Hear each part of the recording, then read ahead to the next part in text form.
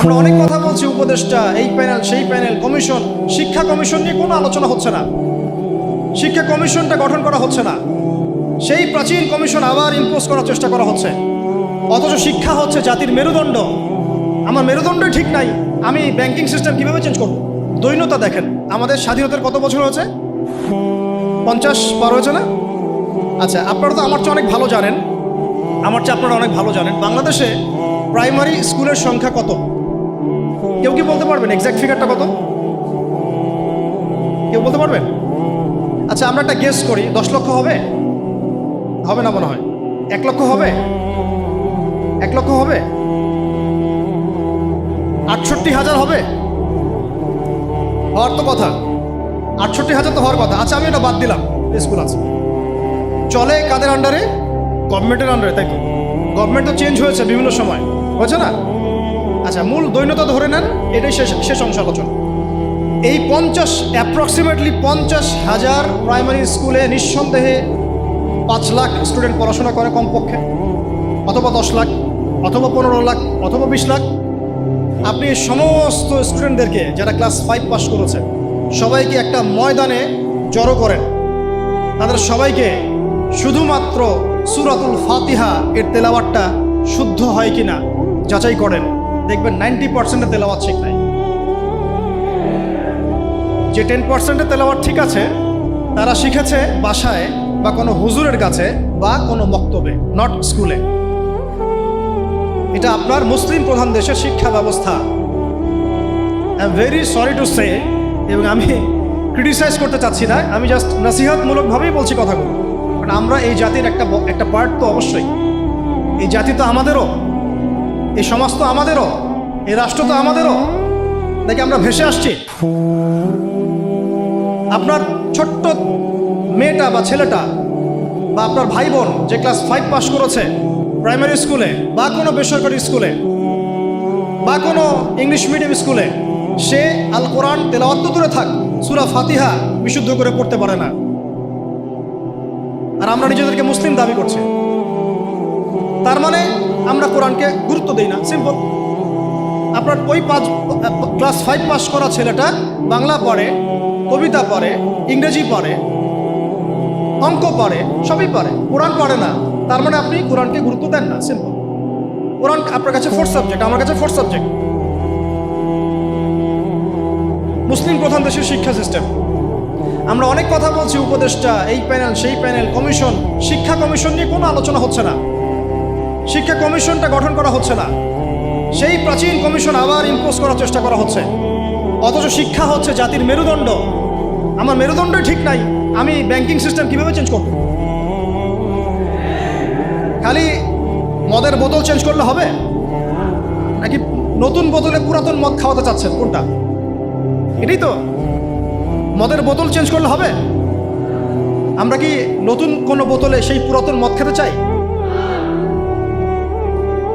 এবার আসেন, এই 50,000 প্রতিষ্ঠানের স্টুডেন্টদের কথা বাদ দেন, তাদেরকে যারা পড়ায় সেই সমস্ত শিক্ষকদেরকে একটা জায়গায় বসান।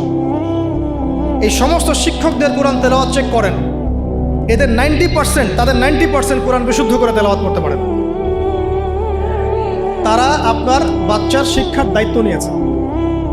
আমার বাচ্চাকে এমন একজন টিচার পড়ায় যে আল্লাহর কিতাব পড়তে পারে, যে মুসলিম। আমি অমুসলিমদের কথা বলছি না, এখানে কোনো অমুসলিমদের কিনা আলোচনা হচ্ছে না, ঠিক আছে? সরাই দেন। এবার আসেন হাই স্কুল, সংখ্যা কত? দেখবেন লাখ লাখ। হাই স্কুলের সব স্টুডেন্টদেরকে বসান, একজন একজন করে চেক করেন, দেখবেন এদের মধ্যেও মিনিমাম 80% কোরআন তেলাওয়াত করতে পারেন। তার হাই স্কুলে পড়াশোনা করেছে 8 থেকে 10 বছর। 8 থেকে 10 বছর,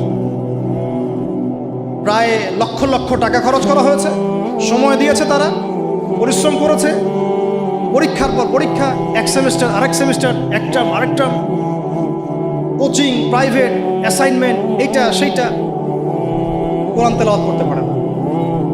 আর আমরা আইএমএ জাহিলিয়াতকে চেঞ্জ করতে চাচ্ছি, অথচ আমি দেখালাম চেঞ্জটা হয়েছে ইকরা বিসমি রাব্বিকাল্লাযী খলাক দিয়ে। জার্নি এখান থেকে শুরু হয়েছিল। এমন কোনো সাহাবী আপনি খুঁজে পাবেন না যিনি কোরআন তেলাওয়াত করতে পারেন না। এমন কোনো সাহাবী আপনি পাবেন না যিনি কোরআনের অর্থ বুঝেন না। এমন কোনো সাহাবী পাবেন না যিনি কোরআনের আদেশ নিষেধ মানেন না, দাওয়াতের কাজ করেন না। এবার এই হাই স্কুলের সব বাচ্চাদেরকে সরায় দেন, সরায় দিয়ে সব টিচারদেরকে বসান। হাই স্কুলের যারা টিচার তাদের মধ্যে ম্যাক্সিমামই 70% তো হবেই আমার ধারণা যারা কোরআন তেলাওয়াত করতে পারেন না। ইভেন সূরাতুল ফাতিহা আপনাদের শুদ্ধ না, সূরা ফাতিহা শুদ্ধ না। আপনারা লক্ষ লক্ষ স্টুডেন্টের ভবিষ্যৎ বিনির্মাণের দায়িত্ব নিয়ে বসে আছেন, কোরআন তেলাওয়াত করতে পারেন না। আপনি কোরআনকে গুরুত্ব দেন না। ইলমের মূল যে সোর্স, জ্ঞানের মূল যে উৎস, তার সাথে আপনার কোনো তাল্লুক সম্পর্ক নাই, কিন্তু আপনি জাতির শিক্ষক, বেতন পাচ্ছেন, ভাতা পাচ্ছেন, কোনো কোনো ক্ষেত্রে আপনি পেনশন পাচ্ছেন, ইত্যাদি ইত্যাদি। একটু উপরে যাই, এই যে বলেছিলাম শেষে একটু চেপে ধরবো আর কি, এটা চেপে ধরার সময় খুব বেশি হয়ে যাচ্ছে নাকি? প্র্যাকটিক্যাল কিছু কথা, শেষ 5 মিনিট ইনশাল্লাহ। এরপরে আরেকটু উপরে যাই, আপনারা কোন লেভেলে আছেন? অনার্স। অনার্স লেভেলে বাংলাদেশের প্রতিষ্ঠান নিশ্চয়ই হাজারের কম না, হ্যাঁ? রিনাউন্ড প্রতিষ্ঠান, স্ট্যাবলিশড। তাদের সমস্ত স্টুডেন্টের মধ্যে ছেলে আছে, মেয়ে আছে, সবাইকে একটা মাঠের মধ্যে বসা সবাইকে একজন একজন করে ইন্ডিভিজুয়ালি অনলি সূরা ফাতিহার তেলাওয়াত শুনুন, অনলি সূরা ফাতিহা। আমি কিন্তু আল কোরআনের পুরা অনুবাদের কথাও বলি নাই, তাফসিরের কথাও বলি নাই, অর্থের কথাও বলি নাই, কিছুই বলি নাই। দেখবেন এর মধ্যে মিনিমাম 60%-এর তেলাওয়াত সহিহ না, করতেই পারে না, দাঁত ভেঙে যাচ্ছে। সে পড়াশোনা করছে 15 থেকে 16 বছর ধরে, আরও বেশি হতে পারে, আরও বেশি হবে। এখানে 10 বছর, এখানে 2, 18, এদিকে 20, 18 থেকে 20। আমরা মুসলিম প্রধান দেশে থাকি, এটা আমাদের শিক্ষা ব্যবস্থার অবস্থা। এবং আমরা আবার মানে চাইও যে আল্লাহর জমিনে দিন কায়েম হোক। আমরাই আবার চাই যে আল্লাহর জমিনে দিনটা কায়েম হোক। আর যে বাকিরা পারে তারা কোথায় শিখেছে? হয় কোনো মাদ্রাসায়, হয় কোনো মক্তবে, অথবা ইন্ডিভিজুয়ালি কোনো ওস্তাদের কাছে। নট একাডেমিক্যালি, নট ইনস্টিটিউশনালি, যেখানে সে পড়ে সেখানে সে শিখে নাই। তার সাবজেক্ট এটা নাই, তার সাবজেক্টে 12টা সাবজেক্ট আছে তার। যে একটা সাবজেক্ট নিয়ে অনার্স পড়ে, আপনারও তো 6টা সাবজেক্ট আছে ফ্যাকাল্টিতে, আছে না? ওই সাবজেক্টের মধ্যে কোরআন নাই, তাফসীর বলিনি আমি, অর্থ বলি নাই, হিফজও বলি নাই, ভাষাও বলি নাই, কোরআনের সাহিত্যের কথা বলি নাই, শুধু বলেছি কোরআন তেলাওয়াতটুকু নাই। আপনারা কি দাবি করেন যে আপনারা মুসলিম প্রধান দেশে থাকেন? এটা একটা চরম সেকুলার স্টেট, এটা ইসলামিক স্টেট নয়, এটা একটা চরম রকমের সেকুলার স্টেট, যেখানে নামাজ, রোজা, হজ, জাকাত, তসবিহ, তাহলিলের মধ্যে ইসলামকে সম্বন্ধ করা হয়েছে। শিক্ষা, অর্থনীতি, রাজনীতি, সংস্কৃতি, এগুলো থেকে ইসলামকে মাইনাস করে দেওয়া হচ্ছে। এটাই জাতির সবচেয়ে বড় দুঃখ, সবচেয়ে বড় দুর্দশা। আল্লাহ পাক আমাদেরকে বোঝার তৌফিক দান করেন। এবার এই সমস্ত অনার্স পড়ুয়া ভাইদের, বোনদের, টিচারদেরকে আমরা বসাতে চাই একটা জায়গায়। এটা কল্পনা করছি আর কি, অঙ্ক করি মনে মনে। বসান, একজন একজন করে আপনি চেক করেন। তারা বাংলায় পারদর্শী থাকবে, সাধারণ জ্ঞান তারা জানবে, সাম্প্রতিক বিশ্ব তাদের মুখস্থ থাকবে, তারা কেউ কেউ বিসিএস ক্যাডার হবেন, আরও বড় হতে পারেন। ইংরেজি একদম ফ্লুয়েন্টলি বলে দিবেন, আমি যে লেকচার দিলাম সেটা ইংরেজিতে অনুবাদও করতে পারবেন। এবং রাষ্ট্রীয় বড় বড় দায়িত্বে তারা থাকবেন, বেতন পাবেন, ভাতা পাবেন, বাড়ি গাড়ি পাবেন। বাট আপনারা অন্তত 50% তাদের কোরআন তেলাওয়াত করতে পারেন। আপনারা লক্ষ লক্ষ তরুণ প্রজন্মের মেরুদণ্ড গড়ার কারিগরের দায়িত্ব নিয়েছেন কোরআন ছাড়াই, কোরআনের সাথে কোনো রকম সম্পর্ক ছাড়াই। হ্যাঁ, ওই বয়সে গিয়ে অনেকে হয়তো চিল্লা দিচ্ছেন, তাবলীগে সময় দিচ্ছেন, বা কোনো মসজিদে যাচ্ছেন, কোনো হুজুরকে ধরছেন, ধরে শিখছেন। তাদের সংখ্যা 0.111%, 0.0011%, খুবই কম। বেশিরভাগ তো বলছেন যে ফ্রি মিক্সিং থাকলে সমস্যা নাই, ক্লাসে এগুলো পড়ানোই যায়, ট্রান্সজেন্ডার এটা কোনো বিষয় না, রিবা এটা কোনো বিষয় না, এই যুগে কি ওইসব বিষয় চলে, এগুলো মৌলবাদী বিষয়, ইত্যাদি ইত্যাদি। আপনারা পশ্চিমাদের ভাষায় কথা বলছেন। এবার এই সব সরাইদের মাস্টার্সের ভাইদেরকে বসান, সেম অবস্থা। লম্বা করছে না, মাস্টার্সের টিচারদেরকে বসান, সেম অবস্থা। এখন বাইরে আছে আমাদের বেসরকারি ইংলিশ মিডিয়াম প্রতিষ্ঠানগুলো, তাদেরকে বসান, সেম অবস্থা। কিন্তু কোনো কোনো ক্ষেত্রে দেখা যায় তাদের মধ্য থেকে কোরআনের হাফেজ বের হয়েছে।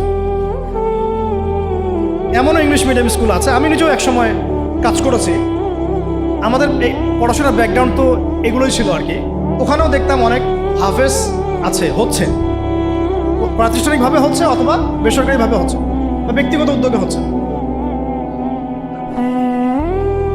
তো ইংলিশ মিডিয়াম প্রতিষ্ঠানগুলোকে বসান, সেম অবস্থা দেখবেন। অন্যান্য সরকারি কারিকুলামের বাইরে যারা বেসরকারি স্কুল করেছেন তাদেরকে বসান, দেখবেন সেম অবস্থা। বেসরকারি স্কুল, বেসরকারি কলেজ, বেসরকারি ইউনিভার্সিটি, সেম অবস্থা। তাদের বড় বড় গর্জিয়াস প্রতিষ্ঠান আছে, বিশাল বিশাল ক্যাম্পাস, বিশাল বিশাল জমি, কোরআন নাই। ইল্লাল কোরআন,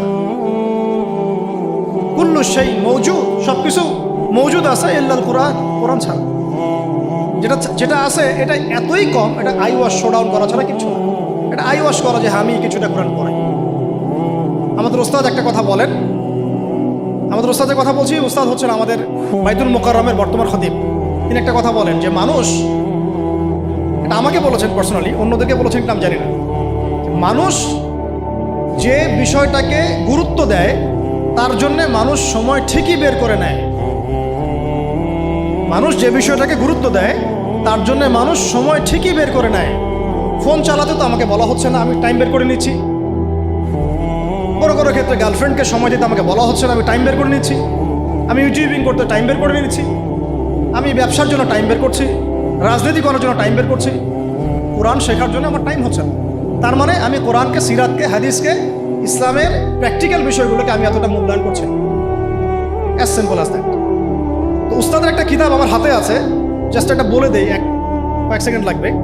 প্রত্যেক ভাই যারা আজকে লেকচার শুনছেন, যারা তালেবে ইলম মানে জ্ঞানের ছাত্র, আমরা আলেম হওয়ার কথা বলছি না, আমরা বলছি শুধু তালেবে ইলম হয়ে যান, মানে জ্ঞানের ছাত্র হয়ে যান। যারা জ্ঞানের ছাত্র হতে চান, আমিও একটু জ্ঞান শিখবো, আমিও একটু ছাত্র হব, এই বইটা মাস্ট বি পড়বেন। বইটার নাম হচ্ছে তালেবান ইলম পথ পাথেয়। এই তালেবান মানে তালেবান ভাই না, আবার আফগানিস্তানের তালেবান ভাইদের কথা বলা হচ্ছে না। তলেব মানে হচ্ছে কি, ছাত্র, অনুসন্ধানকারী। তলেব মানে কি, অনুসন্ধানকারী, মানে যে জ্ঞান শিখতে চায়। তলেবানে ইলম, ইলমের তালেব যারা, জ্ঞানের অনুসন্ধানী যারা, তাদের জন্য পথ ও পাথেয়। এত চমৎকার একটা কিতাব, যেটা একবার পড়তে শুরু করলে আপনার কাছে মনে হবে শেষ না করে না উঠে। কিতাবটা বাসায় সংগ্রহ করে পড়ার চেষ্টা করেন।